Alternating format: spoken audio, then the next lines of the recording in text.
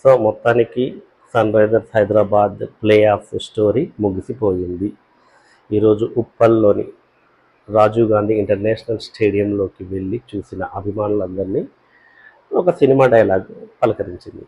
ఇంకేముందిలే, పడుకో అంతే. వర్షం వల్ల మ్యాచ్ రద్దయిపోయింది. ఢిల్లీ ఫస్ట్ ఇన్నింగ్స్ ఆడింది, 133 రన్స్ స్కోర్ చేసింది. అది కూడా మూలుగుతూ 133 రన్స్ స్కోర్ చేసింది.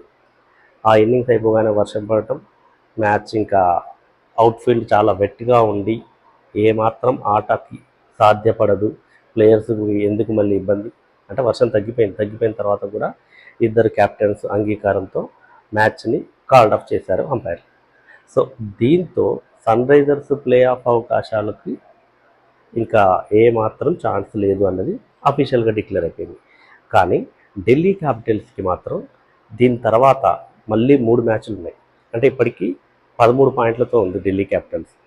మిగతా 3 మ్యాచ్ల్లో కనుక 2 గెలిచినా కూడా వాటి ప్లే ఆఫ్ అవకాశం అనేది పక్కాగా ఉంటుంది. ఢిల్లీ క్యాపిటల్స్ ప్లే ఆఫ్ అవకాశం పక్కా. సో మనం పోతూ ఢిల్లీ క్యాపిటల్స్కి మేలు చేసేపోయాము.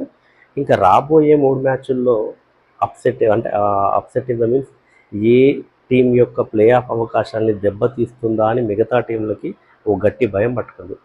ఆర్సీబీతో ఆడాలి ఒక మ్యాచ్, లక్నో సూపర్ జెయింట్స్తో ఆడాలి, కోల్కతా నైట్ రైడర్స్తో. సో ఆర్సీబీకి ఎట్లాంటి ఇబ్బంది లేదు. సన్ రైజర్స్ ఓడించినా గెలిచినా ఆర్సీబీకి వచ్చిన ప్రమాదం ఏమీ లేదు. ఎటొచ్చి లక్నో సూపర్ జెయింట్స్కి ఆల్రెడీ వాళ్ళ భవితవ్యం మనతో మ్యాచ్ ఆడేసరికి తేలిపోతుంది. అంటే చివరి మ్యాచ్ ఆడాలి మనతో. సో అప్పటి వరకు వాళ్ళ భవిష్యత్తు కూడా తేలిపోతుంది. ఎటొచ్చి కోల్కతా నైట్ రైడర్స్ కొద్దో గొప్ప మాకేమన్నా ఛాన్స్ ఉంటుందా అని వాళ్ళు అనుకుంటున్నారు. ఇట్లాంటి టైంలో నెక్స్ట్ మ్యాచ్ కనుక కోల్కతా నైట్ రైడర్స్ పైన సన్ రైజర్స్ గెలిస్తే వాళ్ళ డోర్స్ కూడా క్లోజ్ అయిపోతాయి. ఢిల్లీకి అవకాశాలు ఇంకా పెరుగుతాయి.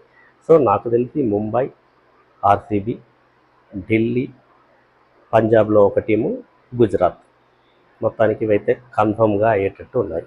మిరాకిల్స్ జరిగితే చెప్పండి.